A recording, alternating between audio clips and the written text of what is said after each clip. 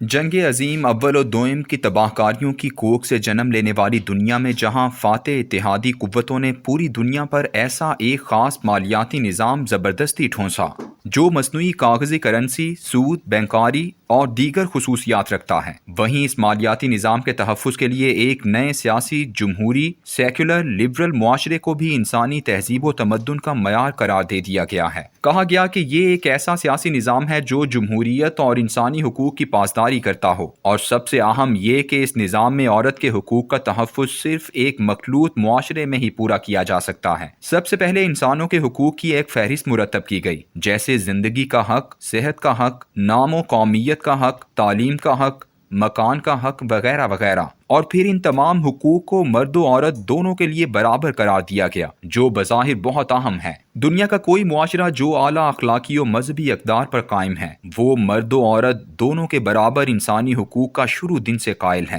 لیکن اصل بحث اس تصور کے عمل درآمد سے شروع ہوئی، اور یہ بحث آج کے عالمی تنازعات کی سب سے بڑی بحث ہے۔ آج یہ تصور ناقابل تردید ہے کہ دنیا اس وقت تک خواتین کے حقوق کی پاسداری تسلیم نہیں کرتی جب تک وہ ان کے معیارات کے مطابق ایک مخلوط معاشرے میں پورے نہ کیے جائیں۔ یہ ہے وہ حقوق ناپنے کا پیمانہ جس کا بہانہ بنا کر آج کل ملکوں کا تجارتی، معاشی اور سیاسی بائیکاٹ کیا جاتا ہے، بلکہ ان پر افواج کے ساتھ چڑھ دوڑا جاتا ہے۔ ابھی 11 ستمبر نہیں ہوا تھا اور افغانستان پر عمر ثالث ملا محمد عمر کی مستحکم حکومت قائم تھی، جب امریکی وفد کی سربراہ روبن رافیل تعلقات کو آگے بڑھانے اور اسلامی امارات کو تسلیم کرنے کے لیے مذاکرات کے لیے آئی تو اپنے ساتھ مطالبات کی طویل فہرست لے کر آئی، جس میں سب سے اہم حقوق کے نصفاں تھے۔ یہ صرف ایک فہرست نہیں تھی، بلکہ اس کے لیے باقاعدہ راہ ہموار کی گئی تھی۔ گزشتہ 2 سالوں سے پورے عالمی میڈیا پر ایک وسیع پروپیگنڈا کیا گیا تھا کہ طالبان حکومت خواتین کو حقوق نہیں دیتی، اور دنیا بھر میں طالبان کو استحصال کی سب سے بڑی علامت بنا کر پیش کیا گیا تھا۔ امریکی حکام یوں تو اپنے معاشی مفادات کی تکمیل کے لیے مذاکرات کرتے رہے، جن میں یونیکول کمپنی کے لیے پائپ لائن کا معاہدہ بھی شامل تھا، لیکن مسلسل ناکامی کی صورت میں انہوں نے طالبان کے لیے مسلسل بدنامی کا ایک راستہ منتخب کیا کہ دنیا میں ایسا تاثر قائم کیا جائے جیسے طالبان عورتوں کو حقوق نہیں دیتے۔ ایسی صورتحال میں ہی 11 ستمبر آ گیا۔ دہشت گردی کا الزام دے کر افغانستان پر حملہ کر دیا گیا۔ تمام عالمی طاقتیں اس پر چڑھ دوڑیں۔ وہاں زبردستی ایک جمہوری سیاسی نظام آئین و انتخابات کے ذریعے نافذ کیا گیا، اور بے سر و سامان افغانستان کے معاشی ڈھانچے کو مضبوطی سے عالمی مالیاتی گرفت میں دے دیا گیا۔ لیکن ان 20 سالوں میں سب سے زیادہ کوشش و تگ و دو ایک ایسے مخلوط معاشرے کے قیام کے لیے کی گئی جو افغانستان کی طرز معاشرت سے الگ اور اپنی تمام تر خصوصیات کے اعتبار سے مغربی ہو۔ کابل، قندھار، جلال آباد، ہرات اور دیگر چند شہروں کے مرکزی علاقوں کو مکمل طور پر ایسے رنگ میں رنگنے کی کوشش کی گئی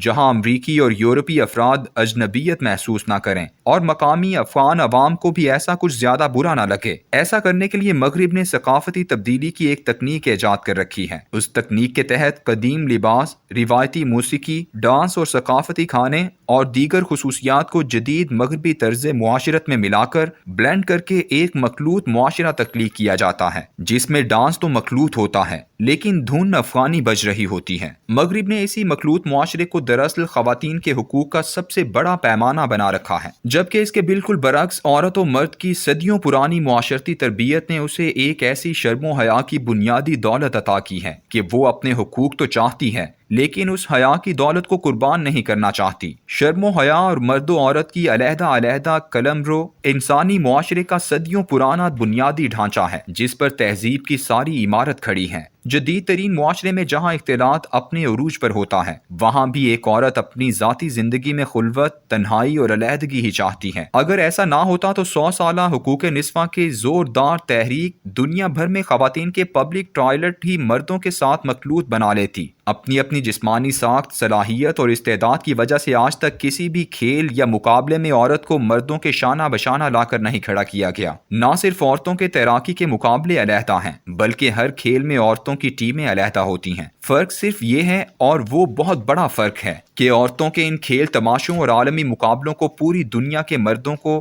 بالتزام ضرور دکھایا جاتا ہے، لیکن آج اس میڈیائی خواہش کو عورتوں کے حقوق کی فہرست میں شامل کر لیا گیا ہے۔ یہ سب کچھ اس دن سے شروع ہوا ہے جب عالمی مالیاتی سودی کارپوریٹ نظام نے اپنی بے رحم ترقی کے لیے پہلے چھوٹے چھوٹے بچوں کو کارخانوں کی راہ دکھائی، اور پھر عورتوں کو بھی عالمی افرادی قوت میں شامل کرنے کے لیے اسے ان کی اہم ترین کنبے کی ذمہ داریوں سے علیحدہ کر دیا جو فطرت نے انہیں عطا کر رکھی ہیں، جن میں بچے پالنا، ان کی تربیت کرنا، گھر کو بوڑھوں، جوانوں اور بچوں کے لیے محبت کا گہوارہ بنانا۔ یہ تمام خصوصیات فطرت نے انسانوں میں عورت ہی نہیں بلکہ ہر حیوان، چرند و پرند کی مادہ کو عطا کی ہیں۔ چونکہ جدید معاشرت کی مرکز نگاہ اور تہذیبی کشش کو عورت کے گرد گھما دیا گیا ہے، اس لیے سب سے بڑا معاشرتی نقصان یہ ہوا کہ وہ اب اس چکا چوند سے رضاکارانہ طور پر اپنی جبلت سے مجبور ہو کر خاندان، گھر اور پرورش انسان کے عظیم فریضے کی طرف لوٹ جانے یا واپسی کا سفر اختیار کرنے پر قادر نہیں رہی۔ اسے روکنے کے لیے خوب بندوبست کیا گیا ہے، کیونکہ دنیا اس کے تعلیم کے حق کی تکمیل کو اس وقت تک نہیں مانتی ہے جب تک اسے پہلی کلاس سے لے کر پی ایچ ڈی تک مخلوط اداروں میں تعلیم نہ دی جائے۔ اسپتالوں میں خواہ عورتیں اپنی فطری حیا کی وجہ سے مردوں سے علاج نہ کروائیں، مگر صحت کی سہولت میں عورت اور مرد شانہ بشانہ نظر آنے چاہیے۔ طالبان نے گزشتہ دور میں بھی یہی دلائل دیے تھے کہ ہم اپنی خواتین کو اعلیٰ تعلیم دلوانا چاہتے ہیں، لیکن مخلوط اداروں میں نہیں۔ ہم انہیں صحت، کھیل، ہنرمندی، غرض ہر وہ بنیادی حق مہیا کرنا چاہتے ہیں، لیکن اس کے لیے ان کے میدان کار علیحدہ ہوں۔ یہ انسانی نفسیات کی ایک بنیادی گرہ ہے کہ کوئی بھی عورت اپنی صلاحیتوں کا کھل کر استعمال اسی وقت کرتی ہے جب وہ خود کو چاروں طرف سے اٹھنے والی مردوں کی جنس زدہ نظروں سے محفوظ پاتی ہے۔ خرابی یہ ہے کہ جدید تہذیب میں میڈیا کی چکا چوند کے ذریعے انسانوں کی ایک کمزوری کا بھرپور فائدہ اٹھایا، اور وہ ہے چاہے جانے، دیکھے جانے اور مقبول ہونے کی کمزوری، اور خصوصاً جن سے مخالف کی نظروں میں۔ 1920 کے جس دن دنیا بھر کے اشتہارات میں عورت سگریٹ ہاتھ میں پکڑے داخل ہوئی تھی، اس دن سے لے کر آج تک اسے کوئی اس مرکزی سٹیج سے نیچے نہیں اتار سکا۔